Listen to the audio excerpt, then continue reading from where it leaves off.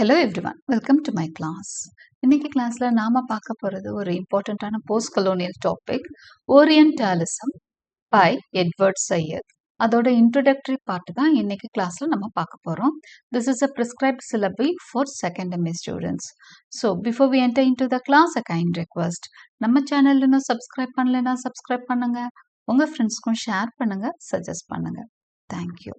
The small author introduction, we shall get into the class. So, our name paranga Edward Sayyid. His full name is Edward Wadi Sayyid. So, he was born on 1st November 1935 and he died on 24th September 2003. He was a Palestinian American academic.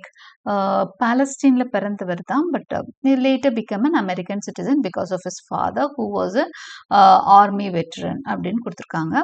Then he was a literary critic, political activist, so he was multidimensional, a professor of literature at Columbia University. So Columbia University la literature professor இருந்திருக்காரு. Was among the founders of post-colonial studies.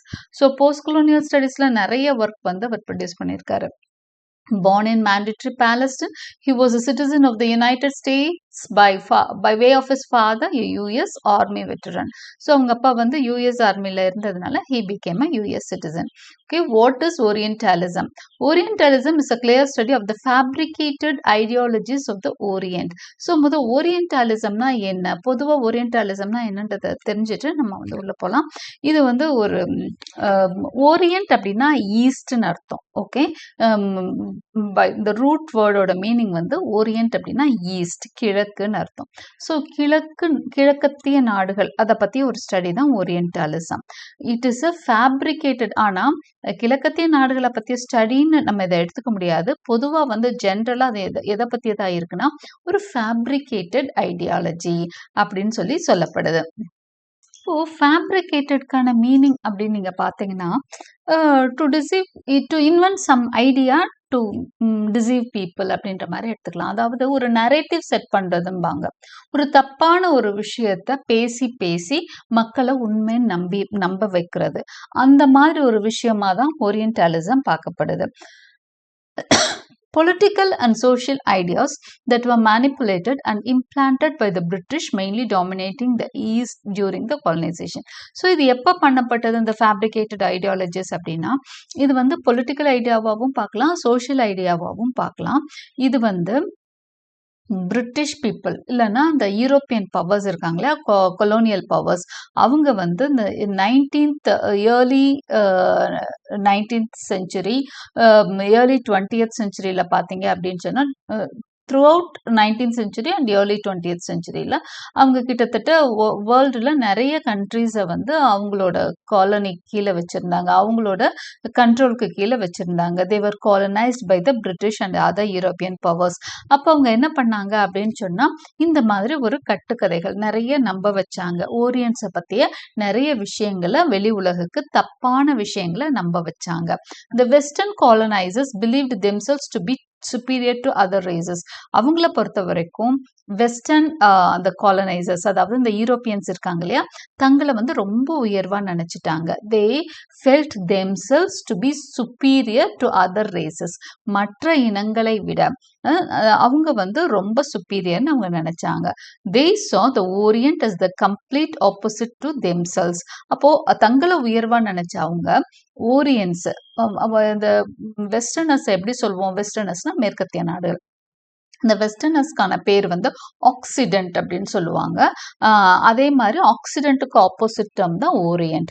வெஸ்ட்டுக்கு opposite term east, அதே மாதிரி ஆக்சிடென்ட்டுக்கு opposite term வந்து orient. So இந்த accidents என்ன பண்ணாங்க அப்படின்னு சொன்னால் OCCIDENT தான் ஸ்பெல்லிங், OCCIDENT. ஸோ இந்த ஆக்சிடென்ட்ஸ் என்ன சொன்னாங்க அப்படின்னு சொன்னால் நாங்கள் சுப்பீரியர் ரேஸை, எங்களுக்கு ஜஸ்ட் ஆப்போசிட் தான் ஓரியன்ஸ். இப்போ சுப்பீரியருக்கு ஆப்போசிட்னா இன்ஃபீரியர், அவங்கள வந்து ரொம்ப கீழே, இவங்க தரம் தாழ்ந்தவங்க அப்படின்ற மாதிரி சொல்கிறாங்க. The oriental was basically the entire Asian continent. அப்போது ஓரியன்ஸ் அவங்க யாரை சொல்கிறாங்க அப்படின்னு சொன்னால் என்டையர் ஏஷியன் கான்டினென்ட்டையே அவங்க ஓரியன்ஸ் தான் சொல்கிறாங்க. It is made up of many nations with completely different cultures. Asian continent பார்த்தீங்கன்னா நிறைய கண்ட்ரிஸ் இருக்கும், நிறைய கல்ச்சர்ஸ் இருக்கும், வித்தியாசமான நிறைய கல்ச்சர்ஸ். இது எல்லாமே வந்து என்னது அவங்கள பொறுத்த வரைக்கும் அன்சிவிலைஸ்ட் கல்ச்சர்ஸ் அப்படின்னு சொல்றாங்க. All these cultures were summarized into one culture which created room for deliberate misrepresentation for them. ஆக்சுவலா இது எல்லாமே வேற வேற கல்ச்சர். ஆனா அவங்க என்ன பண்ணுவாங்கன்னா இது எல்லாமே மோசமான கல்ச்சர் தான், அன்சிவிலைஸ்ட் கல்ச்சர் தான் ஒரே ஃப்ரேமுக்குள்ள கொண்டு வந்துடுறாங்க. Despite the fact that colonization is somewhat over, the mentality of way of life and representation, which were the pillars of colonial rule, are still deeply rooted in the world. இப்போ colonization வந்து early 20th centuryலயே கிட்டத்தட்ட முடிஞ்சிரும்.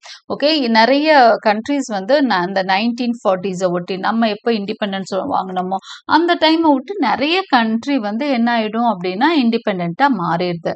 ஆனாலும் despite the fact அப்படி இருந்த போதும் காலனைசேஷனை விட்டு அவங்க விலகிட்டாலும் மென்டாலிட்டி, அதாவது பிசிக்கலா நடைமுறையில அட்மினிஸ்ட்ரேஷன்ல இருந்து அவங்க போயிருக்கலாம். ஆனா மென்டலா மக்கள் என்ன நம்ப ஆரம்பிச்சாங்க, அந்த கலோனியல் ரூல்ல இருந்து இன்னும் அவங்க விடுபடவே இல்லை. அவங்க வந்து இங்கிலீஷ் பீப்புளை சுப்பீரியரா தான் பார்க்க ஆரம்பிச்சிருந்தாங்க. Acting as a post colonial read, it fundamentally seeks to expose the dark sides of colonialism. அப்போ ஒரு போஸ்ட் கலோனியல் ரீடா ஓரியன்டலிசம் அப்படிங்கிற டாபிக்கை பார்த்தீங்கன்னா இது வந்து டார்க் சைட்ஸ் ஆஃப் கொலோனியலிசம் வெளிப்படுத்துது. காலனி ஆதிக்கத்தோட ஒரு கரும்புள்ளி தான் இந்த ஓரியன்டலிசம் அப்படிங்கிற கான்செப்ட். அது உண்மையான ஓரியன்ஸ் பத்தியது கிடையாது. பிரிட்டிஷ் சொன்ன கட்டுக்கதைகள் தான் ஓரியன்டலிசம். ஸோ அது வந்து ஒரு டார்க் ஸ்பாட்டா தான் நம்ம பார்க்க முடியும். These false assumptions are still harmful to the eastern continent. அதாவது கொலோனியல் அட்மினிஸ்ட்ரேஷனை விட இந்த மாதிரி திங்கிங் வந்து ரொம்பவே dangerous. This type of thinking divided people who resorted to conflict to affirm back their culture, the way of life. இது எதுல கொண்டு போய் இது முடியுது அப்படின்னு பார்த்தீங்கன்னா, இப்போ இந்த ஓரியன்ஸையே நம்ப வைக்கிறாங்க. அவங்க அந்த பிரிட்டிஷ் காலனைஸ் பண்ணப்போ, நம்மளை காலனைஸ் பண்ணப்போ இந்தியாவாகட்டும் இல்லை மற்ற ஆப்பிரிக்கன் கண்ட்ரிஸை நிறைய யூரோப்பியன் பவர்ஸ் வந்து காலனைஸ் பண்ணியிருப்பாங்க. அப்போ அவங்களாம் என்ன நம்ப வைக்கிறாங்க, உங்களுக்குலாம் ஒன்றுமே தெரியாது, நம்மளையே நம்ப வைப்பாங்க. அப்படி வந்து நம்மளுக்கு ஒன்றுமே தெரியாது, நம்மளோட இலக்கியமெல்லாம் ஒன்றுமே கிடையாது, அவங்க தான் சுப்பீரியர், அவங்களோட ரைட்டிங்ஸ் தான் சுப்பீரியர்னு நம்மளை நம்ப வைப்பாங்க. அப்போ உங்களோட கல்ச்சர் மோசம், உங்களோட வளர்ப்பு விதம் எல்லாமே மோசம், உங்க லாங்குவேஜ் மோசம், எவ்ரிதிங் இஸ் வர்ஸ்ட் அப்படிங்கிற மாதிரி நம்ப வச்சிடுறாங்க. அப்போ மக்களுக்கு என்ன பயம்னா நம்ம கல்ச்சருக்குள்ள திரும்ப போகிறதுக்கு ஒரு பயம் வருது. ஓகே, தே டிவைடட் பீப்புள். அப்போ மக்களே பாதி பேர் வேண்டாம் இது நல்ல கல்ச்சர், நம்ம சிவிலைஸ்ட் கல்ச்சரை கத்துட்டு இருக்கோம், திரும்ப நம்ம பழைய கல்ச்சருக்கு போக வேண்டான்ற மாதிரி ஒரு திங்கிங்க்கு வராங்க. It makes it even harder for a genuinely interested outsider of the culture to see the honest and pure way of the eastern side of the world. So இது வந்து என்னன்னா ரொம்பவே ஹார்ட் ஆகுது மக்களுக்கு வந்து அந்த eastern side of the world இருக்குல்ல, ஒருத்தர் வந்து நம்ம கல்ச்சரை தெரிஞ்சுக்கணும்னா கூட, உண்மையில தெரிஞ்சுக்கணும்னா கூட தெரிஞ்சுக்க முடியாத அளவுக்கு அவங்க என்ன பண்ணிட்டாங்க, நம்மளை நம்ப வச்சுட்டாங்க நம்ம கல்ச்சர் மோசம்னு சொல்லிட்டு. The west deliberately made the people from the east to be viewed as irrational, overtly passionate and stereotypically seductive and exotic. So west என்ன பண்றாங்க, அதாவது மேற்கத்திய நாடுகள் டெலிபரேட்டாவே வாண்டடா என்ன பண்றாங்கன்னா, they made the people from the east, அதாவது கிழக்கத்திய நாடுகளை வந்து பொதுவான ஒரு பார்வைக்கு உள்ளாக்குறாங்க. என்ன மாதிரி ஒரு பார்வைக்கு அப்படின்னா, they are irrational, அவங்களுக்கு வந்து ரொம்ப ஒரு திங்கிங் பவர்லாம் ரொம்ப கம்மி, ஒரு விஷயத்த ஆராய்ச்சி செஞ்சு அறிவுபூர்வமாலாம் செய்ய மாட்டாங்க, உணர்ச்சிகளுக்கு அடிமையானவங்க, ஓவர்ட்லி பேஷனேட், உணர்ச்சிகளுக்கு அவங்க அடிமையானவங்க, அறிவுபூர்வமா சிந்திக்க மாட்டாங்க, அப்படிங்கிற மாதிரி ஒரு மாதிரி எக்ஸோட்டிக்கா இருப்பாங்க. ஆடல் பாடல்னு சொல்லிட்டு எதையுமே வந்து ஒரு எக்ஸோட்டிக் பிஹேவியர்னு சொல்லுவாங்களே அந்த மாதிரி இருப்பாங்க. அவங்களுக்கு எதுவுமே வந்து என்ன அறிவு சார்ந்த விஷயங்கள் புலப்படாதுன்ற மாதிரி உலகத்தை நம்ப வைக்கிறாங்க. The study of Orientalism did not benefit the Eastern world at all. அப்போ ஓரியன்டலிசம் அந்த பேரு தான் ஈஸ்டை பத்தியதே தவிர அது ஃபுல்லா அதுல இருக்கிறது ஃபுல்லா fabricated ideologies of the west. அப்போ மேற்கத்திய நாடுகள் நம்மளை பத்தி சொன்ன தப்பான விஷயங்கள் விஷயங்கள் தான் ஓரியன்டாலிசம். அப்போ ஓரியன்டாலிசம் வந்து கிழக்கத்திய நாடுகளுக்கு எந்த நன்மையுமே பயக்கல. It only promoted the west domination of the world. அப்போ மேற்கத்திய நாடுகள் மேலும் மேலும் நம்மளை அடிமையாக்குறதுக்கு தான் இந்த ஓரியன்டாலிசம் அப்படிங்கிற கான்செப்ட் உதவி செஞ்சது. ஏன்னா விடுதலைக்கு அப்புறமும் இண்டிபெண்டன்ஸ்க்கு அப்புறமும் நம்ம என்ன பண்றோம், நம்மளோட ரூட்டை தேடி நம்மளை அது போக விடல. நம்மளோட வேர்களை தேடி, நம்ம கல்ச்சரை தேடி, நம்மளோட ப்ராப்பர் ட்ரெடிஷன் கல்ச்சர் இதுக்குள்ள போக விடாம அந்த வெஸ்டர்ன் கல்ச்சர் நம்மளை தடுத்துட்டு இருக்கு. ஸோ அதோட ரிசல்ட் என்ன, west is still dominating as in many ways அப்படிங்கிறது தான் ஓரியன்டாலிசம் அப்படிங்கிற கான்செப்ட். ஸோ இதோட இந்த புக்கோட இன்ட்ரடக்ஷனுக்குள்ள வாட் இஸ் ஓரியன்டாலிசம் தெரிஞ்சிட்டோம். இப்போ இன்ட்ரடக்ஷன் ஆஃப் த புக் போகலாம். Orientalism is a 1978 book. அது வந்து முக்கியமான ஒரு டேட்டு தான் போஸ்ட் கொலோனியல் ஸ்டடீஸில். It was publish in the year 1978 by Edward W. Sayyid, in which the author establishes the term Orientalism as a critical concept to describe the West's commonly contemptuous depiction and portrayal of the East. So இதில் தான் அவர் என்ன பண்ணுறாரு, Edward Syed வந்து இந்த ஓரியன்டாலிசம் அப்படிங்கிற அந்த term வந்து மேற்கத்திய நாடுகளோட ஒரு மோசமான ஒரு டெபிக்ஷன் தான் ஒரு ஈஸ்ட் பத்தி அப்படிங்கிறத வெளிப்படுத்துறாரு.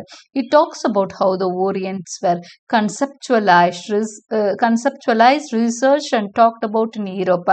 அப்போ அது என்ன சொல்லுது அப்படின்னா, ஏன்னா அட்மினிஸ்ட்ரேட்டர்ஸ் தான் இங்க வந்து என்ன பண்றாங்க, நம்மளை பத்தி தப்பான விஷயத்த எடுத்துட்டு போறாங்க. அப்ப அந்த ஈஸ்ட்ல இருக்க மற்ற மக்கள் நம்மளுக்கு எதுக்கு மற்ற கண்ட்ரியை போய் காலனைஸ் பண்ணணும்னு அங்கேயே அந்த நாட்டுக்குள்ளே நினைப்பாங்களே, அவங்களோட அந்த திங்கிங்லாம் மாத்திருது. என்ன மாத்திருது, ஓஹோ அப்போ வந்து அன்சிவிலைஸ்ட் பீப்புளா இருக்காங்க, பார்பரிக்கா இருக்காங்க கிழக்கத்திய நாடுகள்ல இருக்கிறவங்க, அதனாலதான் நம்ம மக்கள் போய் அவங்களுக்கு நல்லதை சொல்லி கொடுக்குறாங்கன்ற மாதிரி அவங்கள நம்ப வைக்கிறாங்க. So it talks about how the orients were conceptualised research and talked about in Europe மாதிரி கண்ட்ரீஸ்ல ஓரியன்ஸை என்ன மாதிரி பார்வையில் அவங்க வச்சிருந்தாங்கன்றத நமக்கு புரிய வைக்கிற ஒரு விஷயம் தான் இந்த ஓரியன்டாலிசம் அப்படிங்கிற concept. This discourse about Orion's is what Sayyid refers as Orientalism. Sayyid தான் இத Orientalism இத பத்தியே பேசுறது தான். ஓரியன்ட்னா ஈஸ்ட். இப்போ ஓரியன்டாலிசம்ங்கிறது சையத் கிரியேட் பண்ற ஒரு வேர்டு. டாக்கிங் அபவுட் திஸ் கிழக்கத்திய நாடுகளை பத்தி பேசுறது தான் ஓரியன்டாலிசம் சொல்றார். The term Orientalism is taken from the root word which means east. இப்போ நான் சொன்னது தான், are things related to east. கிழக்கை சார்ந்த விஷயங்களை பத்தி பேசுறது தான் Orientalism. To the Europeans it is the land that lies east of Europe. ஏன் ஈஸ்ட் அப்படின்னு சொன்னா, யூரோப்புக்கு கிழக்கு பக்கத்துல அமைஞ்சிருக்கிறதுனால ஈஸ்டர்ன் கண்ட்ரி. அவங்க வந்து அவங்களுக்கு கிழக்கு பக்கத்துல இருந்ததுனால நம்மள ஈஸ்ட்னு சொல்றாங்க. It is a term that is contrasted with the Occident or Europe. So யூரோப்புக்கான term வந்து Occident. ஓகே, அதுக்கான ஆப்போசிட் டேர்ம் தான் ஓரியன்ட். யூரோப்பு ஆக்சிடென்ட் இல்லைன்னா வெஸ்ட் அப்படின்னு சொல்லுவோம். அதுக்கு ஆப்போசிட் டேர்ம் தான் ஈஸ்ட், ஓரியன்ட் இல்லைன்னா ஏஷியான்னு கூட எடுத்துக்கலாம். In these instances the orient and the occident offer a kind of matrix to conceptualise the world by dividing the world into two broad mutually exclusive categories where whatever is represented by the Occident, the exact opposite is represented by the Orient. This is a vital aspect, says Sayyid. இப்போ சையத் என்ன சொல்றாரு அப்படின்னு சொன்னா, இந்த புக்ல ஆக்சிடென்ட்டுக்கு just opposite தான் orient அப்படின்னு அவங்க ஒரு மேட்ரிக்ஸ் வச்சிருக்கிறாங்க, ஒரு அட்டவணை வச்சிருக்காங்க. எப்படி எதெல்லாம் ஆக்சிடென்ட்டை ரெஃபர் பண்ணுதோ அதுக்கு ஆப்போசிட்டான விஷயம் தான் ஓரியன்ட்டை ரெப்ரசன்ட் பண்ணும். அதாவது அவங்க சிவிலைஸ்ட்னா நம்ம அன்சிவிலைஸ்ட் மாதிரி. ஓகே, அவங்க வந்து ரொம்ப பெரிய சுப்பீரியர் ரேஸ் அப்படின்னா நம்ம இன்ஃபீரியர் ரேஸ். அது மாதிரி எதெல்லாம் ஆக்சிடென்ட்ஸை ரெஃபர் பண்ணுதோ அதுக்கு ஜஸ்ட் ஆப்போசிட் தான் ஓரியன்ஸ் அப்படிங்கிற விஷயத்த வந்து யாரு ஆக்சிடென்ட்ஸ் வந்து படைச்சு வச்சிருந்தாங்க, கிரியேட் பண்ணி வச்சிருந்தாங்க அப்படிங்கிறது தான் எட்வர்ட் சையத் இந்த புக்ல டிஸ்கஸ் பண்றாரு. ஓகே, ஸோ நம்ம படிக்க போறது the introductory part. அதான் நம்ம தெரிஞ்சுக்கலாம். Sayyid begins Orientalism by explaining how Orientalism is defined within 3 different contexts. 3 type 3 கான்டெக்ட்ல orientalism அவர் வந்து என்ன சொல்றாரு, பிரிக்கிறாரு. எப்படி வந்து ஓரியன்டலிசம் நினைக்கப்படுது, 3 விதமான வழிகள்ல ஓரியன்டலிசம் வந்து எல்லாரும் புரிஞ்சுக்கிறாங்கன்னு சொல்றாரு. Orientalism is a particular way of thinking. Orientalism is an academic discipline. Orientalism is a corporate institution. 3 டாபிக்ல இத அவர் வந்து என்ன பண்றாரு, விரிவா சொல்றாரு. Orientalism is a particular way of thinking. அவர் என்ன சொல்றாருன்னா, the Orient was not mentioned as a land of Asia but as the other European self. அவங்கள பொறுத்த வரைக்கும் ஓரியன்ஸ் அப்படின்னா அவர்கள் வேற்று மனிதர்கள், யூரோப்பியன்னா செல்ஃப், செல்ஃப்னா நான், ஓகே, செல்ஃப். யூரோப்பியன்ஸை பொறுத்த வரைக்கும் அவங்க தனி, ஓகே. ஏஷியன்ஸ் வந்து வேறு மக்கள், வேற்று மக்கள், இல்லைன்னா ஏலியன்ஸ் மாதிரி, வேற்று கிரகவாசிகள் மாதிரி. நம்மெல்லாம் த அதர், அவங்க த செல்ஃப், செல்ஃப்னு சொல்லுவோம் இல்லையா, மை செல்ஃப் அப்படின்னு சொல்லுவோம். ஸோ செல்ஃப் வந்து யூரோப்பியன்ஸ், நம்மெல்லாம் வந்து the other. If the European stood for one thing, the orient stood for the opposite. So அவங்கள பொறுத்த வரைக்கும் யூரோப்பியன்ஸ் எதுக்கு நிற்கிறாங்களோ அதுக்கு ஜஸ்ட் ஆப்போசிட்டாக தான் ஓரியன்ஸ் நிற்பாங்க. அதுக்கு எக்ஸாம்பிள் பாருங்க. For example, if the orient stood for masculine, the if the occident, right, if the Occident stood for masculine, the Orient is feminine அப்படின்பாங்க. அதாவது ஆணை வந்து ஆக்சிடென்ட் குறிக்குதுன்னா அதுல கொஞ்சம் இத சபார்டினேட்டடா ஃபீமேல வந்து ஓரியன்ட்னு சொல்லும். Occident is the pinnacle of civilisation. சிவிலைசேஷன்னா நாகரீகம், நாகரீகத்தின் உச்சம் தான் ஆக்சிடென்ட். அப்போ ஓரியன்ட் என்ன, டெப்த்ஸ் ஆஃப் பார்பரிசம். பார்பரிசம்னா பீயிங் வெரி சாவேஜ், அன்சிவிலைஸ்டா இருக்குது, காட்டு மிராண்டித்தனத்தை தான் பார்பரிசம்னு சொல்றோம். பார்பரிசம் மோசமான காட்டு மிராண்டித்தனம் தான் ஓரியன்டலிசம். ஆக்சிடென்ட்ஸ் எப்படி, பின்னக்கிள் ஆஃப் சிவிலைசேஷன். பின்னக்கல்னா கோபுரம் மாதிரி இருக்கிறது, உச்சி, கோபுரத்தோட உச்சியை தான் பின்னக்கல்னு சொல்லுவாங்க. அப்போ ஆக்சிடென்ட் வந்து பின்னக்கிள் ஆஃப் சிவிலைசேஷன், நாகரீகத்தோட உச்சம். அப்போ ஓரியன்ஸ் யாரு, டெப்த்ஸ் ஆஃப் பார்பரிசம். டெப்த்ஸ்னா அடியில, காட்டுமிராண்டித்தனத்தோட எக்ஸ்ட்ரீமிட்டி தான் ஓரியன்ட் அப்படிங்கிறாங்க. ஆக்சிடென்ட் இஸ் அடல்ட்ஹுட், ஓரியன்ட் வந்து சைல்டிஷ் இம்மெச்சூரிட்டி. இதே மாதிரி தான் போகும், ஓகே. ஆக்சிடென்ட்டை வந்து அடல்ட்ஹுட்டா பார்ப்பாங்க. ஒரு எப்படி வந்து ஒரு அடல்ட் வந்து ரீசனபிளா திங்க் பண்ணுவானோ அது மாதிரி இருக்கிறவங்களாம் ஆக்சிடென்ட்ஸ். எப்படி குழந்தைக்கு ஒண்ணுமே தெரியாதோ அது மாதிரி இருக்கிறவங்க தான் ஓரியன்ட். இப்போ if the occident is adulthood, orient is childishness. Okay, இந்த மாதிரி எந்த ஒரு இதுதான் a kind of thinking. Okay, அவங்க வந்து புரிஞ்சுக்கிறதே யூரோப்ல வந்து இப்படிதான் புரிஞ்சுக்கிறாங்க. ஆக்சிடென்ட்ஸை தங்களை வந்து பெரிய ஆட்களாகவும், ஓரியன்ஸை வந்து அன்சிவிலைஸ்டா, சபார்டினேட்டா, ஒரு சைல்டிஷ் இம்மெச்சூரிட்டியோட இருக்கிறவங்க மாதிரி தான் அவங்க திங்க் பண்றாங்க. ஓகே, அடுத்தது as an academic discipline orientalism எந்த அளவுக்கான தாக்கத்தை ஏற்படுத்துதுன்னு பார்க்கலாம். Academically the term refers to the act of studying or otherwise engaging with the orient. அப்போ படிப்புல வந்து இந்த ஓரியன்டலிசம் எந்த மாதிரி தாக்கத்தை ஏற்படுத்துது? In a more informal context, Orientalism is a way of thinking about the Orient when contrasted with the, okay, இது already பார்த்தது தான். Many European governors and administrators of colonized countries made their men write about the countries they had colonized. இப்போ அந்த 19th 20th centuryல என்ன ஆச்சு அப்படின்னு சொன்னா, இவங்க நிறைய இடத்த உலகம் முழுக்க இந்த ஈஸ்ட்னு அவங்க சொல்ற ஓரியன்ஸ் நிறைய இடத்துல அவங்க என்ன பண்ணிட்டாங்க, காலனைஸ் பண்ணிட்டாங்க. அந்த காலனைஸ் பண்ணப்பட்டப்போ அவங்க என்ன பண்றாங்கன்னா, அவங்க லாங்குவேஜுக்கும் ஈக்குவல், எப்படி அட்மினிஸ்ட்ரேஷனுக்கு இம்பார்ட்டன்ஸ் கொடுப்பாங்களோ லாங்குவேஜுக்கும் அதே அளவு இம்பார்ட்டன்ஸ் கொடுப்பாங்க. எல்லாத்தையும் எழுத்தா மாத்துவாங்க, எல்லாத்தையும் ரிட்டன் டாக்குமெண்டா மாத்துவாங்க. அப்ப அவங்க என்ன பண்றாங்க, ஒவ்வொரு நாட்டை பத்தியும் அவங்களோட ரைட்டர்ஸை வச்சு எழுத வைப்பாங்க. அவங்க ஸ்காலர்ஸ் கூப்பிட்டு போயிருப்பாங்க இல்லையா, அவங்கள வச்சு இப்போ ஃபார் எக்ஸாம்பிள் அவங்க இந்தியாவுக்கு வர்றாங்கன்னா இந்தியாவை பத்தி எல்லா ஆஸ்பெக்ட்லையும் எழுத சொல்லுவாங்க. ஆனா எழுதுறப்ப எப்படி எழுதணும், அவங்க கொஞ்சம் மட்டமா தான் எழுதணும் அப்படிங்கிறது எழுதப்படாத விதி. ஸோ அவங்க என்ன பண்ணுவாங்க, எல்லாத்த பத்தியும் எழுதுவாங்க. இந்தியாவோட எல்லா ஐடியாவை பத்தி, ஜியாகிரபிக்கல்ல இருந்து, ஹிஸ்டரியில இருந்து, கல்ச்சர்ல இருந்து, ட்ரெடிஷன்ல இருந்து, எல்லாத்த பத்தியும் about India, every aspect of India will be written by the scholars they have brought with them. Okay, there's many authors published on many sides of India and other such colonized countries. அப்போ இந்த மாதிரி நிறைய authors இப்போ இந்தியாவுக்கு கூப்பிட்டு வந்து அந்த British காலனைசர்ஸோட வந்து நிறைய ஆத்தர்ஸ் என்ன பண்ணாங்க, இந்தியாவை பத்தி நிறைய voluminous writings வந்து கொடுத்தாங்க. It was so voracious and voluminous that a British philosopher like James Mill could write a multi-volume history of India with these documents available in England even without visiting India. அது எந்த அளவுக்கு இருந்தது, இவங்க வந்து இப்போ ஒரு எக்ஸாம்பிளாக தான் நம்ம இந்தியாவை சொல்றோம், ரைட்? அது மாதிரி தான் எல்லா கண்ட்ரியை பற்றியும் எழுதுறாங்க. இப்போ இந்தியாவை பற்றி அவங்க எப்படி எழுதியிருப்பாங்கன்னா எல்லா ஆஸ்பெக்டும் எழுதியிருப்பாங்க. இப்போ பிரிட்டிஷ் மியூசியமில் இந்தியாவை பற்றி எல்லா விதமான புக்ஸும் அவங்களுக்கு கிடைக்கும். இப்போ ஜேம்ஸ் மில் அப்படிங்கிற ஒரு பெரிய பிலாசபர் என்ன பண்ணாராம், இந்தியா பத்தி ஒரு புக் எழுதினாராம். அவர் வந்து மல்டி வால்யூம்ஸ் எழுதினாராம் இந்தியா பத்தி. ஆனா இந்தியாவுக்கு அவர் வந்ததே கிடையாது. ஆனா he wrote a multi-volumed book on multi-volume history of India. இந்தியாவோட வரலாறே எழுதினாரு இந்தியாவுக்குள்ளேயே வராம. அந்த அளவுக்கு என்ன பண்ணாங்க இவங்க வந்து அதுல நிறைய என்ன பண்ணாங்க, அவங்கள திருப்திப்படுத்துற மாதிரி அவங்க எழுதிக்கிட்டாங்க. அதை தான் அங்க கொண்டு போய் வச்சிருந்தாங்க பிரிட்டன் மியூசியம்ல. அதை படிச்சுட்டு அங்க இருக்க பிலாசபர் என்ன பண்றாரு, இந்தியன் ஹிஸ்டரி பத்தி எழுதுறாரு. இப்போ இது அப்ப என்ன மாதிரி புரிதல் அங்க வரும்? ஓகே, ஸோ உண்மையெல்லாம் எதுவுமே கிடையாது, எல்லாமே எக்ஸாகரேட்டட் தான். அவங்களுக்கு ஏற்ற மாதிரி அதை மாற்றி அமைச்ச ஒரு விஷயத்தை தான் அவங்க அங்கே கொண்டு போய் சேர்க்குறாங்க.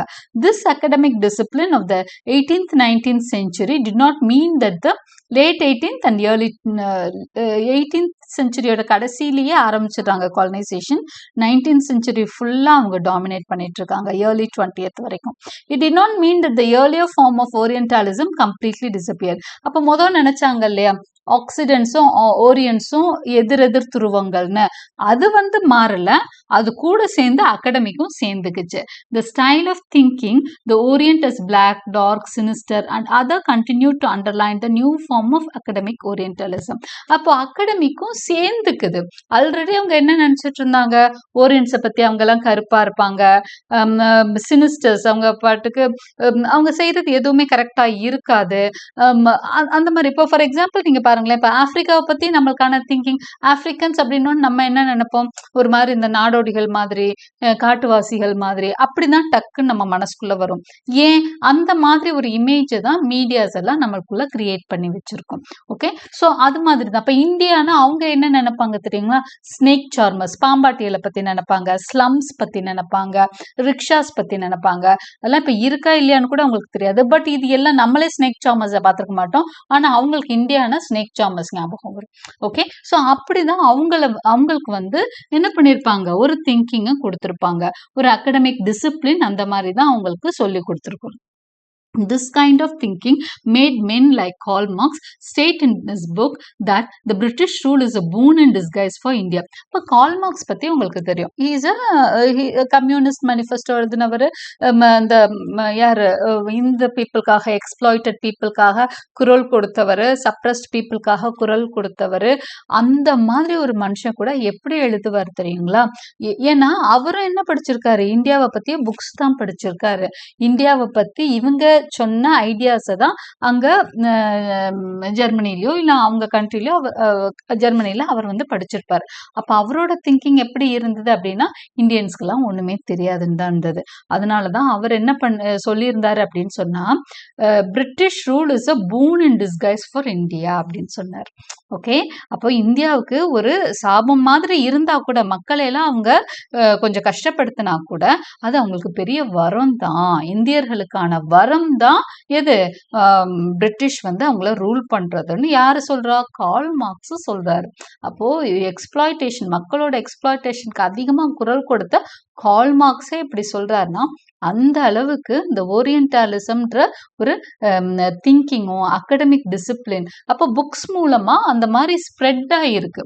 ஓகே, அகடமிக்கலா இந்த விஷயம் வந்து ஓரியன்ஸ்க்கு ஒண்ணுமே தெரியாது. அவங்க வந்து டார்க்கு, அடுத்ததா ரொம்ப பார்பாரிக் இந்த மாதிரி விஷயங்களை தான் வெளியே ஸ்ப்ரெட் பண்றாங்க.